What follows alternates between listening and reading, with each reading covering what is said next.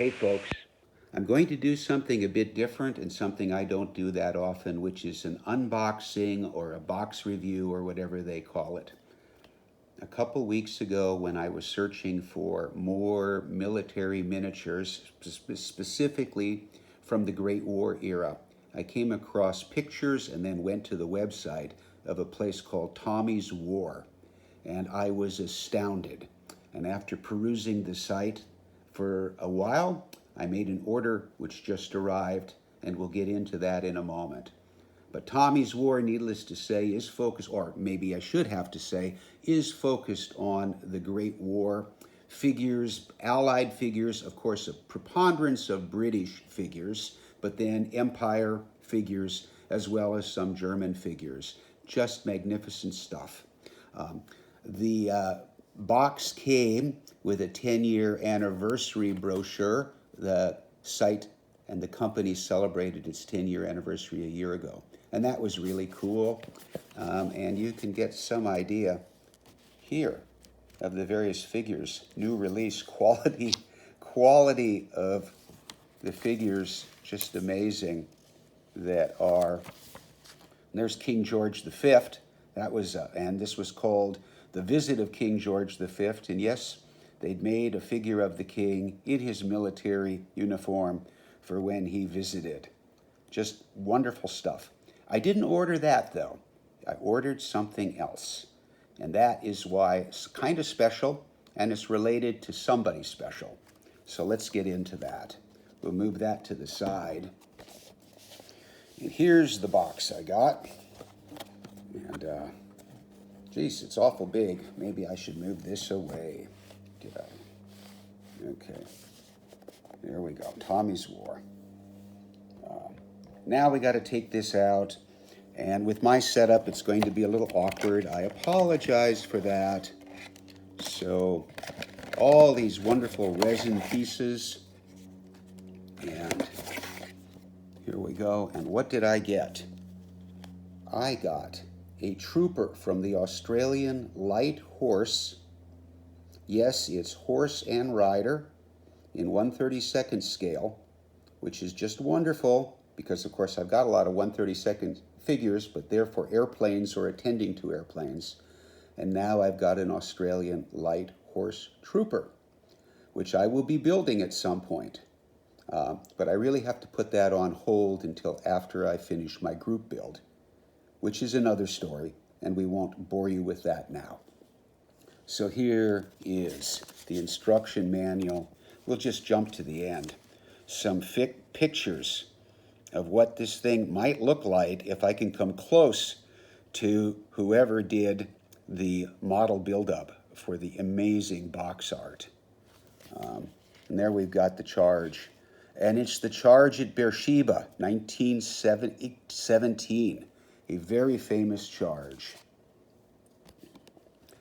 Trooper, Australian Light Horse, Beersheba, 1917. Now, I'm not going to tell you the history of this because there's somebody eminently more qualified who has and can and tell you pretty much everything about the Australian Light Horse and more. And that is Steve over at Trooper Cody's Light Horse History. A gentleman and a friend I've been following for a while. And what Steve presents is the history of the Australian Light Horse and how to do it the light horse way. He also talks about horses in other campaigns, injects a bit of equine humor and Aussie humor, cowboy stuff, Old West stuff, and he features, of course, the amazing Cody. Trooper Cody is Steve's horse, one of his horses, and the one he features all the time in his videos, and of course Steve, who does reenactments and is a real incredible amateur historian. I have learned a whole lot about the Great War in general, very specific topics about cavalry and light horse, and everything you want to know about the Australia Light Horse you'll find on Steve's channel, and I will put a link. And in fact, that's what inspired me when I saw this figure, saying, this is the one I've got to get. And So someday, Steve, someday, Steve, hopefully I will have a model that looks something like this. Now let's get into this and see what we've got. Well, we'll start with the big, there's all sorts of little packages here. And so we've got the horse here, and he's going to obviously be a number of pieces because the tail is missing, and of course the head isn't on there. And it's amazingly sculpted. The one thing I will say is I'm not going to try and really struggle to hold it, there are no alignment pins on the main body, which will mean it's a little bit more tricky to get it all set in place, but of course they match up perfectly. It's just you're going to have to make sure you secure it properly when you put on that CA glue. And as you can see, the blanket, I think that would be called the blanket, is molded on or sculpted on. The saddle is not. That's a separate piece. So what else have we got? Okay. Well, here's the trooper, sans arms, partial arms and head. And again, I think, hopefully this is going to focus. I think you can see, yeah, there you go. Just the amazing quality of the sculpting. Yes, it's resin. It needs a bit of cleanup and trim. Most of these products do. But it is going to be just incredible. I think I'm saying incredible way too much. We'll try for some other synonyms, huh? Here we go. What do we got here? Okay. Here's the trooper's head. I should know this if that is called a light horse bush hat or if it's got some other term. I know Steve has covered that. I haven't seen all of his videos. I'm trying to play catch up. But just an incredible expression and great sculpt.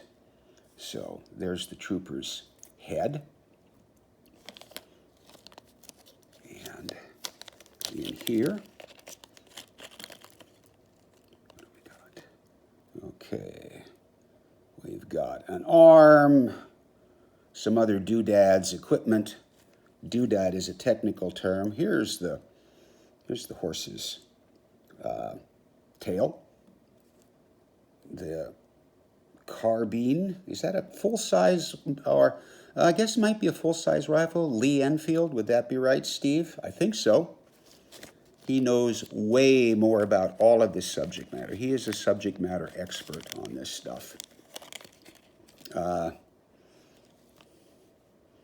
Looks to me like kit bags, sandbag, various bags holding the kit, I guess, which will be attached probably, if I remember, basically around the saddle. Okay.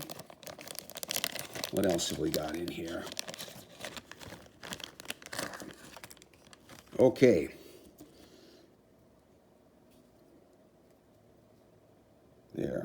There's the sculpt.